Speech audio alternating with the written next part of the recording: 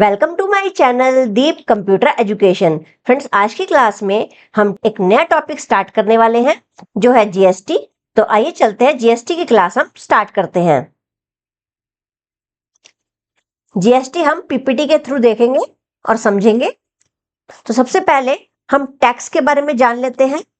तो टैक्स दो प्रकार के होते हैं friends, direct tax and indirect tax. Direct tax वो टैक्स होते हैं जो इंडिविजुअल्स पे करते हैं और जो इनकम पे लगाए जाते हैं। डायरेक्टली गवर्नमेंट इसे कलेक्ट करती है और जिसका बर्डन जो है वो शिफ्ट नहीं किया जा सकता। एम्प्लॉय को डायरेक्टली इसे गवर्नमेंट को पे करना होता है। दूसरा आता है इनडायरेक्ट टैक्स। इनडायरेक्ट टैक्स को कंज्यूमर्स पे करते हैं।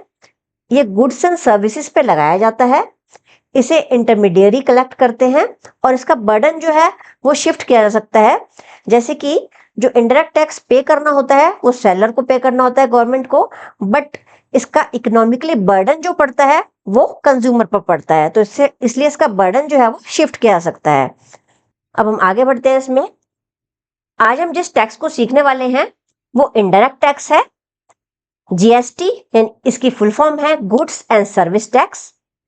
It is an indirect tax which has replaced many indirect taxes in India. GST यानी कि गुड्स एंड सर्विस टैक्स ने बहुत सारे इनडायरेक्ट टैक्सेस को रिप्लेस कर दिया है, जैसे कि excise duty, VAT, service tax etcetera. इसकी जीएसटी की जो जर्नी है वो बिगिन हुई थी 2000 में, जब इसके लिए एक कमिटी को सेटअप किया गया था। इसने तकरीबन 17 ईयर्स ले लिए थे इस लॉ को आने में, और 2017 में लोकसभा और राज्यसभा में जीएसटी बिल पास होने के बाद 1 जुलाई 2017 को जीएसटी लॉ जो है फुली इंप्लीमेंट हो गया था। अदर वर्ड्स में हम इसको कह सकते हैं जीएसटी जो है वो गुड्स एंड सर्विसेज की सप्लाई पर लगाया जाता है। Goods and service tax law in India is a comprehensive multi-stage destination based tax that is levied on every value addition. After subsuming majority indirect taxes, GST is a single domestic indirect taxes law for the entire country.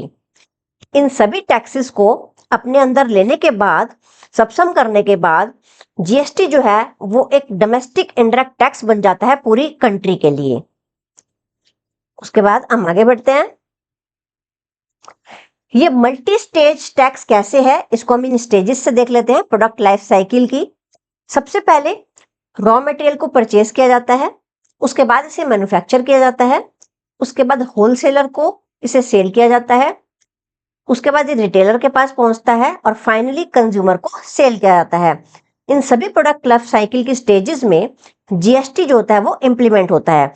तो इससे हम कह सकते हैं कि goods and service tax is levied on each of the stages, making it as a multi stage tax.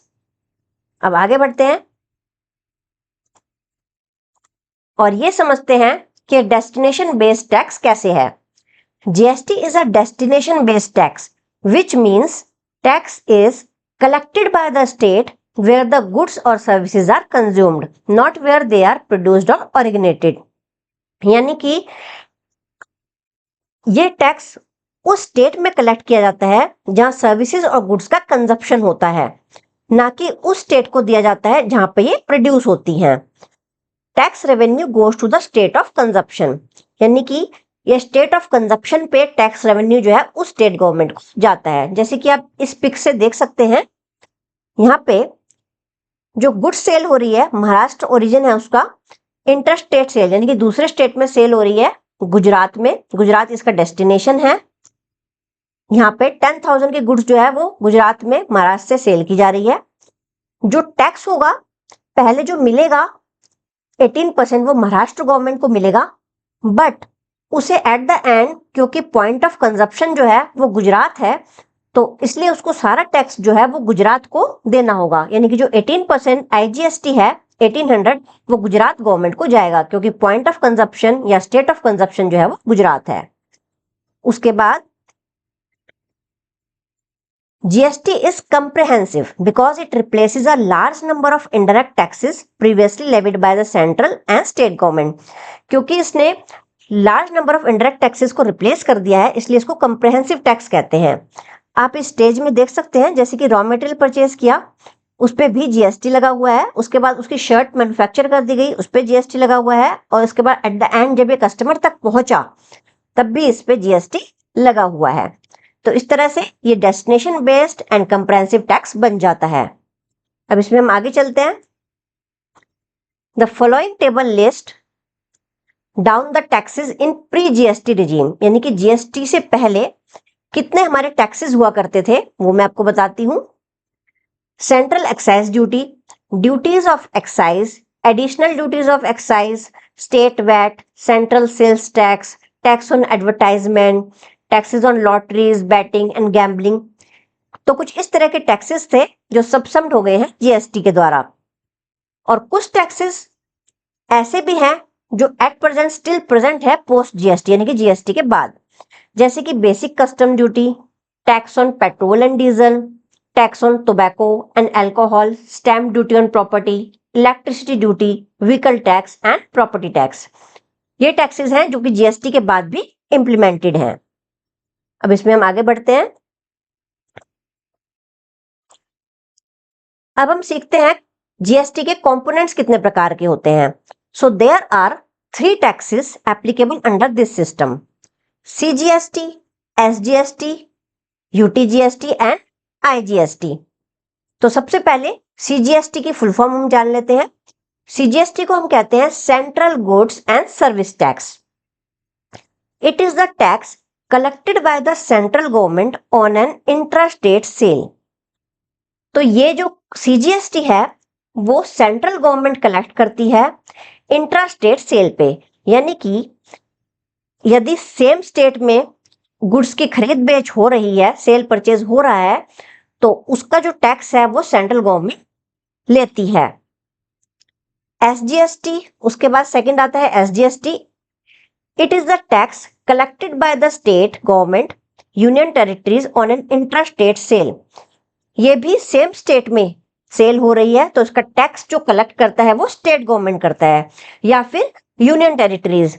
Union territories means जैसे कि जो भी नॉर्थ ईस्ट सिटीज हैं, मेघालय, मिजोरम, मणिपुर, इस टाइप के जो स्टेट्स हैं, हिमाचल प्रदेश, उत्तराखंड, तो ये जो यूनियन टेरिटरीज है इंट्रा स्टेट सेल में यूटीजीएसटी इसमें लगता है। यूटीजीएसटी की फुल फॉर्म होती है union territory goods and service tax, और एसजीएसटी की फुल फॉर्म होती है state goods and service tax. तो ये जो 2 टैक्स हैं वो अगर सेम स्टेट में सेल हो रही है तो उसमें एप्लीकेबल होता है, और हाफ हाफ रेशो में स्टेट एंड सेंट्रल गवर्नमेंट दोनों में ये डिवाइड होता है। जैसे कि 18% कोई जीएसटी है तो हाफ उसका यानी कि 9% सीजीएसटी जो है जाएगा सेंट्रल गवर्नमेंट को, और उसका हाफ जो है 9% वो जाएगा स्टेट गवर्नमेंट को। उसके बाद लास्ट आता है आईजीएसटी। इसकी फुल फॉर्म है integrated goods and service tax. It is a tax collected by the central government for an inter state sale, यानी कि अगर सेल हो रही है एक स्टेट से दूसरे स्टेट में तो उसका जो जीएसटी है वो सारा का सारा सेंट्रल गवर्नमेंट को जाता है। यानी कि किसी प्रोडक्ट पे अगर 18% जीएसटी लगा है तो वो फुल टोटल जो है वो सेंट्रल गवर्नमेंट कलेक्ट करेगी। तो ये कुछ कंपोनेंट्स हैं जीएसटी के। तो ओके फ्रेंड्स, आज की क्लास में सिर्फ इतना ही। नेक्स्ट क्लास में हम जीएसटी को और थोड़ा समझेंगे। आपको आज का वीडियो कैसा लगा ये मेरे कमेंट बॉक्स में जरूर लिखें, और आपको मेरी प्रीवियस वीडियोस का लिंक, टैली की जो भी हैं आप सीखना चाहते हैं तो उनका लिंक आपको डिस्क्रिप्शन में मिल जाएगा। इसी तरह की अमेजिंग वीडियोस देखने के लिए आप मेरे चैनल को सब्सक्राइब करना ना भूलें।